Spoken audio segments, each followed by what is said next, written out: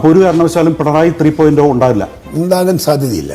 സാധ്യതയില്ല. ഇല്ല, ഉണ്ടാകില്ലെന്ന് ഉറപ്പ് പറയാൻ കഴിയില്ല. ഉറപ്പിച്ച് പറയാനൊന്നും കഴിയില്ല. അതെന്താ കാരണം? അല്ല, ഉറപ്പിച്ച് പറയണമെങ്കിൽ അതിനുള്ള ബാക്കിയുള്ള കാര്യങ്ങൾ നമ്മളെ കയ്യിൽ അത്രയും ഉറപ്പ് വേണം. അത്രയും ഉറപ്പ് എൻ്റെ കയ്യിലില്ല. ആ ഉറപ്പ് UDF ഉണ്ടല്ലോ. UDF ഉണ്ടാവാം, എനിക്കില്ല എന്നേ ഞാൻ പറഞ്ഞിട്ടുള്ളൂ.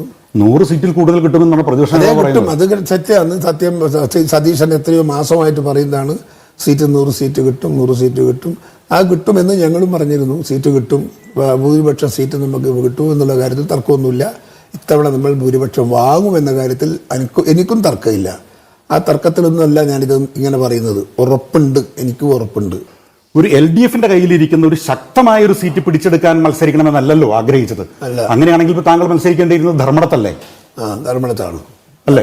ധർമ്മടത്തെ ഞാൻ മത്സരിക്കട്ടെ എന്ന് ഞാൻ നമ്മളെ പല സുഹൃത്തുക്കളോട് ഞാൻ അന്വേഷിച്ചിട്ടുണ്ട്. പക്ഷെ പലരും സമ്മതിക്കാത്തത് കൊണ്ട് മത്സരിക്കാൻ പോയിട്ടില്ല. യഥാർത്ഥത്തിൽ ഇപ്പോ സുഹൃത്തുക്കൾ സമ്മതിച്ചിരുന്നെങ്കിൽ താങ്കൾ ധർമ്മടത്ത് മത്സരിക്കാൻ തയ്യാറായിരുന്നു. മുഖ്യമന്ത്രിക്കെതിരെ മത്സരിക്കാൻ തയ്യാറായിരുന്നു. അതെ.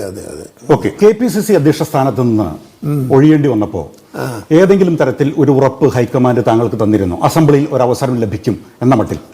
അസംബ്ലിയിൽ കിട്ടുമെന്നൊന്നും പറഞ്ഞിട്ടില്ല. മറ്റു ഭാരവാഹിത്വം മറ്റെന്തെങ്കിലും പാർട്ടിയിൽ തരാം എന്ന് പറഞ്ഞിരുന്നു. അതല്ലാതെ മറ്റൊരു ഉറപ്പും ലഭിച്ചിട്ടില്ല. പറഞ്ഞിട്ടില്ല. അതല്ലാതെ തന്നെയാണ് അസംബ്ലിയിൽ മത്സരിക്കാൻ താങ്കൾ ആഗ്രഹിച്ചത്. അതെ. ഏതൊക്കെ മണ്ഡലങ്ങളിലാണ് താങ്കളുടെ സ്ഥാനാർത്ഥികൾ ഉണ്ടാകണമെന്ന് താങ്കൾ ആഗ്രഹിച്ചത്?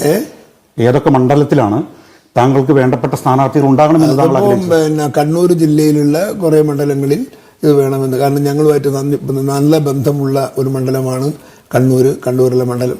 അവിടെ നമ്മൾ ആവശ്യപ്പെട്ടിരുന്നു. ഞാൻ കണ്ണൂരിലെ ഒട്ടുമിക്ക മണ്ഡലങ്ങളിലും നമുക്ക് നമ്മുടെ പ്രവർത്തകന്മാരെ കിട്ടണം എന്ന് പറഞ്ഞിരുന്നു. പക്ഷേ അതിലേറെയും കിട്ടിയിട്ടില്ല. അതിൽ നമുക്ക് പ്രയാസവും. ഞങ്ങളത് ഉൾക്കൊണ്ടു. അതിൽ തടസ്സം ഉണ്ടായത് എന്താണ്?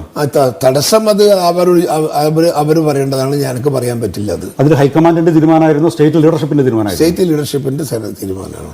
സ്റ്റേറ്റ് ലീഡർഷിപ്പ് അപ്പോൾ താങ്കളുടെ ആഗ്രഹത്തിനൊന്നും നിന്നില്ല? ഇല്ല, ഒന്നില്ല. അത് ശരി, അത് തുറന്നു പറയുകയാണ്. അതെ. ഇനി എന്താണ് ഇപ്പോൾ AK ആന്റണി കഴിഞ്ഞ ദിവസം വിളിച്ചിട്ട് എന്താണ് സംസാരിച്ചത്? AK ആന്റണി പറഞ്ഞിരുന്നു, ഞാൻ AK ആന്റണി എന്നെ വിളിച്ചിട്ട് ആശ്വസിപ്പിച്ചു. വേറെ നമ്മൾ പ്രശ്നങ്ങളൊന്നും ഉണ്ടാക്കണ്ട, എല്ലാം നമുക്ക് പിന്നെ തീർത്ത് കിട്ടും, കടുത്ത തീരുമാനത്തിലേക്ക് പോകരുത് എന്ന് ഒരു സീനിയർ കോൺഗ്രസ് നേതാവിൻ്റെ ഒരു രീതിയിൽ അദ്ദേഹം നമ്മളെ ഉപദേശിച്ചു. ഒടുവിൽ ഖർഗേജി വിളിച്ചപ്പോൾ എന്താ പറഞ്ഞത്? ഖർഗേജി വിളിച്ചപ്പോഴും എന്നോട് പറഞ്ഞു, Sudhakarji, you don't do anything other than this, U wait for some time, you will get some other post. അങ്ങനെ ഒരു ഉറപ്പ് തന്നിട്ടുണ്ട്. താങ്കൾക്ക് ഇനിയൊരു നല്ലൊരു പരിഗണന പാർട്ടിക്കകത്ത് ഉണ്ടാകുമെന്ന് ഉറപ്പ് തന്നിട്ടുണ്ട്. പറഞ്ഞിട്ടുണ്ട്. അങ്ങനെ ഒരു ഉറപ്പുണ്ട്.